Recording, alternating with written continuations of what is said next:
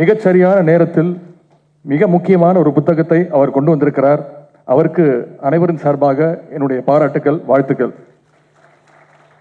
கல்வியை காவியமயமாக்க துடிக்கின்ற பாசிஸ்டுகளை நேருக்கு நேர் நின்று எதிர்க்கின்ற ஒரு காலகட்டத்தில் நம்முடைய கல்வித்துறை இன்று இருக்கின்றது. இந்த சவாலான சூழலை நம்முடைய மாண்பு முதலமைச்சருடைய வழிகாட்டுதலோடு சாதனைக்கான வாய்ப்பாக மாற்றி வரும் என்னுடைய நண்பர் அன்பில் மகேஷ் அவர்களுக்கு நம்முடைய வாழ்த்துக்கள், பாராட்டுக்கள். புதிய கல்விக் கொள்கை 2020 என்ற மத யானை தமிழ்நாட்டிற்குள் புகுந்து கல்வியில் சிறந்த தமிழ்நாட்டை நாசப்படுத்திவிடக் கூடாது என்று முத்தமிழர் கலைஞர் அவர்கள் 2016 எச்சரித்தார்கள். கலைஞர் அவர்கள் பயன்படுத்திய அதே வார்த்தையை தலைப்பாக்கி இன்றைக்கு மகேஷ் அவர்கள் இந்த புத்தகத்தை கொண்டு வந்திருக்கிறார்கள். இந்த புத்தகத்துடைய ஒவ்வொரு பக்கத்திலும் நண்பர் மகேஷுடைய உழைப்பை காண முடிகின்றது, சவாலை காண முடிகின்றது. பொதுவாக எந்த ஒரு விஷயத்தை எடுத்துக்கொண்டாலும் அதில் சாதக பாதக விஷயங்கள் இருக்கும். ஆனால் பாதகத்தை மட்டுமே கொண்ட ஒன்றென்றால் அது இந்த புதிய கல்விக் கொள்கை மட்டும்தான். புதிய கல்விக் கொள்கை எங்கே தொடங்கியது, அது எப்படி காவியமயமானது, இதன் உருவாக்கத்தில் RSS எப்படி ஊடுருவியது, இப்படி பல்வேறு விஷயங்களை இந்த நூலில் ஆதாரங்களோடும் புள்ளி விவரங்களோடும் விவரித்திருக்கிறார் நண்பர் மகேஷ் அவர்கள். மும்மொழி கொள்கை என்ற பெயரில் சமஸ்கிருதத்தையும் ஹிந்தியையும் திணிக்கின்ற சூழ்ச்சிக்கான காரணத்தை இந்த நூல் அம்பலப்படுத்துகின்றது. விஸ்வகர்மா என்ற பெயரில் குலக்கல்வி திட்டத்தை நுழைக்கும் RSSனுடைய தந்திரத்தை நாம் ஒருபோதும் அனுமதிக்க கூடாது. அது மட்டுமல்ல, மகளிர், திருநர், மாற்றுத்திறனாளியுடைய கல்விக்காக எந்த ஒரு சிறப்பு அம்சமும் இந்த புதிய கொள்கையில் இடம்பெறவில்லை. 3ஆம் வகுப்பு, 5ஆம் வகுப்பு, 8ஆம் வகுப்பில் பொதுத் தேர்வு, 9ஆம் வகுப்பு முதல் 12ஆம் வகுப்பு வரை செமஸ்டர் தேர்வு என்ற பெயர்ல 40 தேர்வுகள், அடுத்து கல்லூரியில் சேர தனியாக நுழைவுத் தேர்வு என்று இந்த புதிய கல்விக் கொள்கை சொல்கின்றது.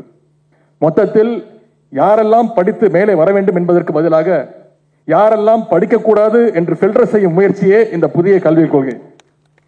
யானைக்கு மதம் பிடித்தால் அது எவ்வளவு ஆபத்து என்பது நாம் அனைவருக்கும் தெரியும். குட்டியிலே இருந்து அந்த யானையை வளர்த்து பராமரித்து வந்த பாகனை கூட அது தூக்கி போட்டு மிதித்து கொன்றுவிடும். ஏனென்றால் மதம் பிடித்த யானைக்கு வெறி மட்டுமே இருக்குமே தவிர யாரை தாக்குகின்றோம், எதற்காக தாக்குகின்றோம் என்ற அந்த அறிவு அதற்கு இருக்காது. தேசிய கல்விக் கொள்கை என்பது நாடு முழுவதும் நம்முடைய பிள்ளைகளுடைய படிப்பை, எதிர்காலத்தை தீர்மானிக்கின்ற ஒரு ஆவணம். அப்படிப்பட்ட கல்விக் கொள்கைக்கு மதம் பிடித்தால் நம்முடைய நாட்டுடைய எதிர்காலமே சிதைந்துவிடும். இந்த விவரம் புரியாமல் இன்றும் சிலர் இதை ஆதரிக்கின்றார்கள். அவர்கள் வீட்டு பிள்ளைகளுடைய கல்வியையும் இந்த மதம் பிடித்த கல்விக் கொள்கை அழித்துவிடும் என்பதை அவர்கள் விரைவில் உணர வேண்டும்.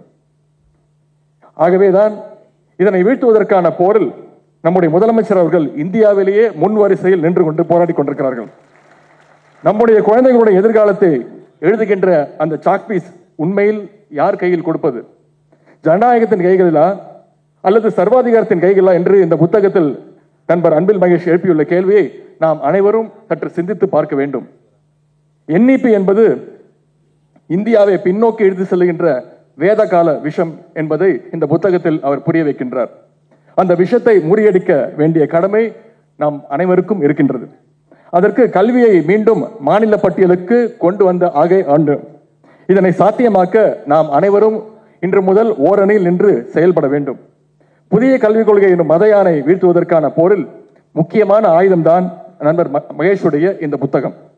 ஆகவே இந்த புத்தகம் தமிழ்நாட்டு மாணவர்கள், ஆசிரியர்கள், பெற்றோர்கள் என அனைவரின் கரங்களிலும் இது போய் சேர வேண்டும்.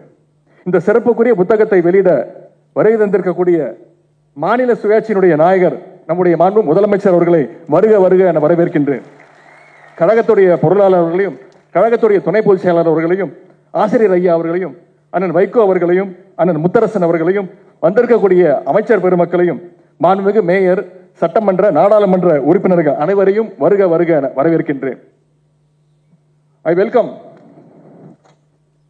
திரு திக்விஜய் சிங் அவர்கள், chairman, Parliamentary Standing Committee for Education. At this juncture, we thank you, sir, for consistently voicing against the NEP 2020, sir. Also, I welcome former Justice of Supreme Court, Thiru Gopal Gowda avargal.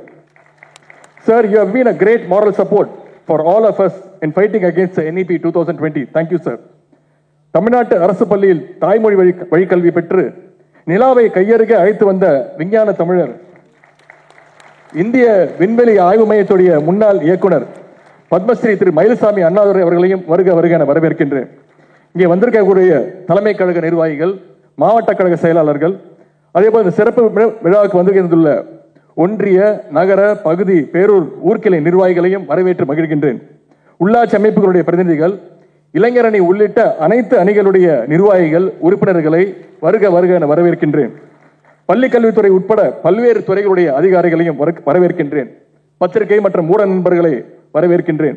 வந்திருக்கக்கூடிய ஆசிரியர்கள், பெற்றோர்கள், மாணவர்களையும் வரவேற்கின்றேன். எல்லாவற்றுக்கும் மேலாக முத்தமிழ் கலைஞருடைய உயிரினும் மேலான அன்பு உடன்பிறப்புகள் அத்தனை பேரையும் வருக வருக என வரவேற்று மகிழ்கின்றேன்.